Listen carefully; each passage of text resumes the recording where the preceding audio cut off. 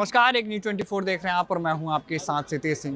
प्रशांत किशोर यानी जन सुराज की ओर से एक प्रेस कॉन्फ्रेंस का आयोजन किया गया। इस आयोजन में उन्होंने उनके जो अध्यक्ष हैं मनोज भारती जी, उन्होंने कई अहम बातें बताई। उन्होंने पार्टी के आधिकारिक तौर पे जो सिंबल है वो भी जारी किया। आपको बता दें कि सिंबल में भीमराव अंबेडकर के साथ गांधी जी की भी तस्वीरें साझा की गई और उनकी भी तस्वीर है।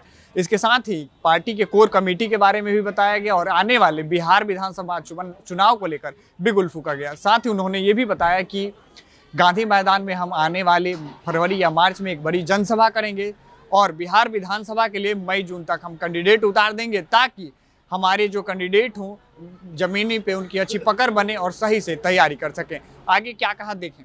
जन स्वराज कोर कमेटी की पहली मीटिंग आज हुई और इसमें जो निर्णय लिए गए वो आप सबको आफाक साहब ने बता दिया है।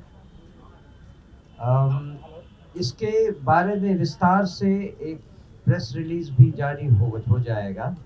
125 लोगों की कोर कमेटी है, उसको बढ़ाकर 151 तक ले जाने का प्रावधान स्वीकार किया गया है। ये एक ऐसा स्टेप है जो कि जनता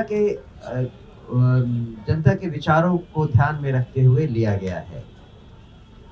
दूसरा, एक चुनाव समिति और चुनाव की क्या प्रक्रिया होगी, कैसे हमारे भावी उम्मीदवार चुने जाएंगे, उसकी प्रक्रिया पर विस्तार से चर्चा हुई।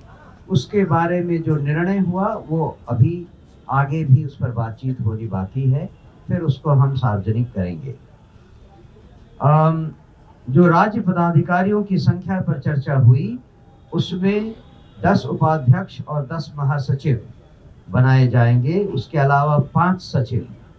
इनकी सहायता के लिए 20 जिला पर्यवेक्षकों की नियुक्ति, जो कि जिलों में चुनाव प्रक्रिया के ऊपर विस्तृत जानकारी रखेंगे और उनकी जिम्मेदारी होगी कि पूरी चुनाव प्रक्रिया को कैसे व्यवस्थित किया जाए, उस पर ध्यान रखेंगे और उसमें पार्टी की सहायता करेंगे।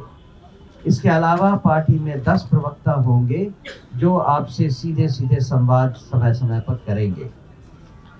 एक विधानसभा प्रभारी की नियुक्ति भी की जाएगी, जो कि विधानसभा से रिलेटेड जो भी समस्या आएगी या जो भी विचार विमर्श करने की जरूरत होगी, उस पर वो प्रमुख भागीदारी करेंगे और वही पार्टी को प्रदेश अध्यक्ष और उनके सहयोगियों को इसके बारे में जानकारी देंगे।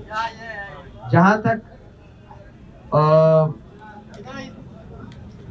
पिछले चुनाव जो 4 उपचुनाव हुए और एक एमएलसी का चुनाव हुआ, उसके ऊपर भी गंभीर रूप से चर्चा हुई कि कहां पर क्या त्रुटि रह गई और क्या उसका समाधान है।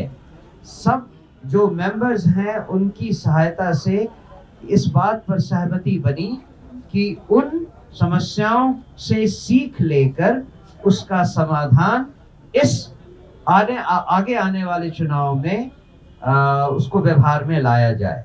हमें बहुत सारी चीजें सीखने को मिली हैं, उसके अनुसार ही हम आगे आने वाले दिनों में जिस तरह से हम चुनाव लड़ेंगे उसके बारे में तैयारी की जाएगी। ऐसे ही तमाम अपडेट्स को देखने के लिए देखते रहें एक न्यूज़ 24।